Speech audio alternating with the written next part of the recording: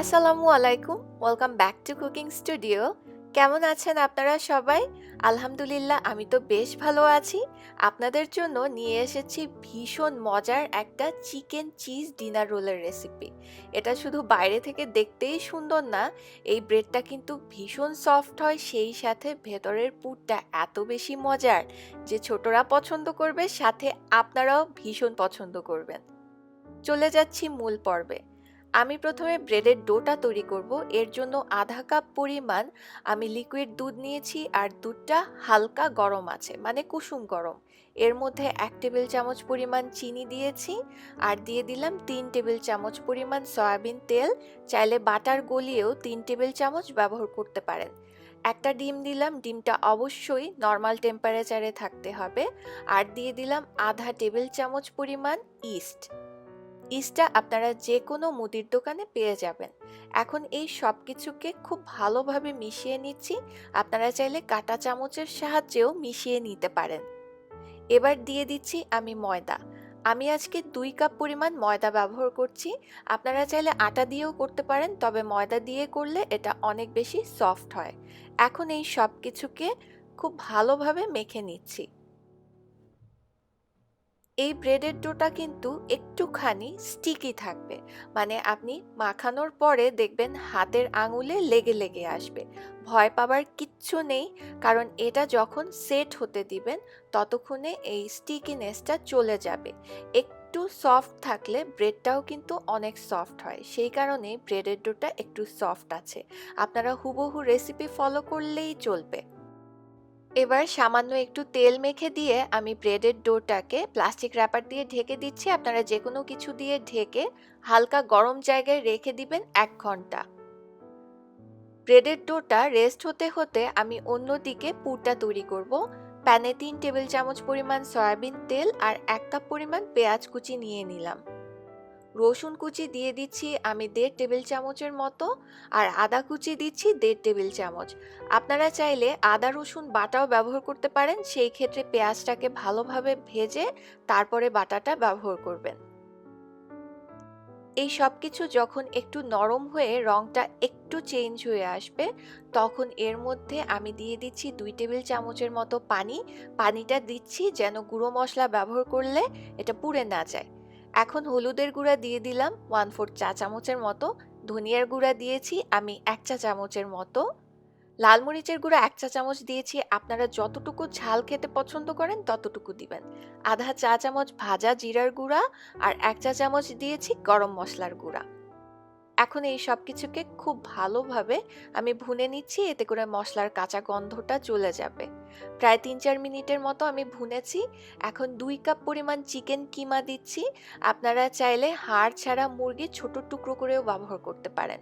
স্বাদ অনুযায়ী লবণ, আর 3 টেবিল চামচের মতো দিয়েছি আমি টমেটো কেচাপ।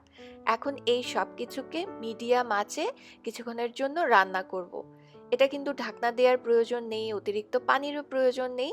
চিকেন কিমা খুব সহজেই চটজলদি সিদ্ধ হয়ে যায়। যখন সিদ্ধ হয়ে যাবে তখন এর মধ্যে আধা কাপ পরিমাণ ধনিয়া পাতা কুচি দিয়ে আবারও একটু নেড়ে চেড়ে আমি এই পুরটাকে চুলা থেকে নামিয়ে ঠান্ডা করে নিব। এদিকে 1 ঘন্টা হয়ে গেছে, ব্রেডের ডোটা কিন্তু ফুলে উঠেছে। এবার ব্রেডের ডোটার ভেতরে যে বাতাসটা ক্রিয়েট হয়েছে সেই বাতাসটাকে আমি একটু চেপে বের করে নিচ্ছি। এবার এই ব্রেডের ডোটাকে আমি একটা খোলা জায়গায় নিয়ে নিচ্ছি। এখন এটাকে আমি খুব ভালোভাবে মথে নিব। অবশ্যই মথে নিতে হবে, এতে করে ব্রেডটা অনেক সফট হয়। আপনি চাইলে 2 হাতের সাহায্যে এভাবে টেনে টেনে মথে নিতে পারেন। প্রায় 7-8 মিনিট মথে নিয়েছি। এবার এই ব্রেডের ডোটাকে আমি সমান 6 ভাগ করে নিচ্ছি। আপনারা চাইলে 4 ভাগ, যদি রোলগুলোকে বড় চান, কিংবা রোলগুলোকে ছোট চাইলে 8 ভাগ পর্যন্ত করতে পারবেন। এবার একটা করে নিয়ে আমি এটাকে গোল করে লেচির মতো করে নিয়েছি। এখন বেলে নিচ্ছি। বেলে নেয়ার জন্য আমি অতিরিক্ত ময়দা বা তেল কোনো কিছুই ব্যবহার করিনি। আপনার যদি প্রয়োজন পড়ে তাহলে সামান্য একটু তেল ব্যবহার করতে পারেন। পাতলা করে বেলেছি, কারণ এটা এমনিতেও ওভেনে বেক করার পরে আবার ফুলে উঠবে। তো ঠিক মাঝখানে আমি পুরটা দিয়েছি, এর উপরে মোজারেলা চিজ আর চেডার চিজ দিয়েছি। আপনারা পছন্দের যে কোনো চিজ দিতে পারেন, আবার যদি ঘরে চিজ না থাকে না দিলেও চলবে, তবে চিজ দিলে খেতে অনেক বেশি ইয়ামি হয়।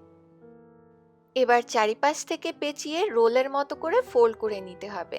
আমি প্রথমে দুই পাশ থেকে পেঁচিয়ে নিয়েছি, এবার বাকি যে দুই পাশ আছে সেই দুই পাশ দিয়ে এই ভেতরের পুরটাকে সুন্দর করে ঢেকে দিচ্ছি।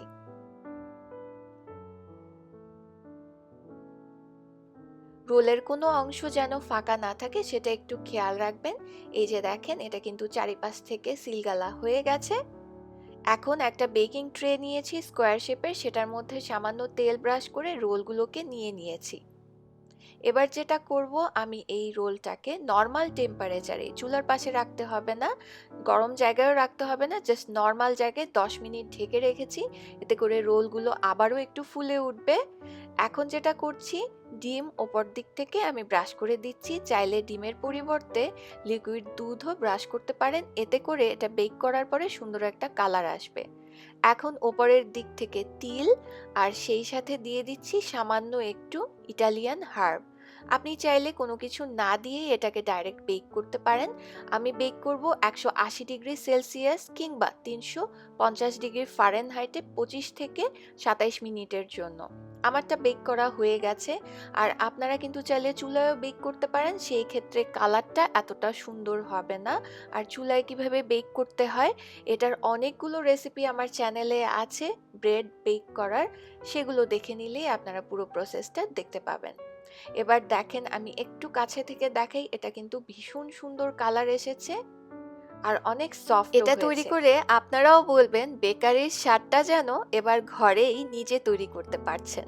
আশা করছি আজকের পর্ব ভালো লেগেছে, ট্রাই করবেন অবশ্যই আর আমাকে জানাবেন কেমন লাগলো।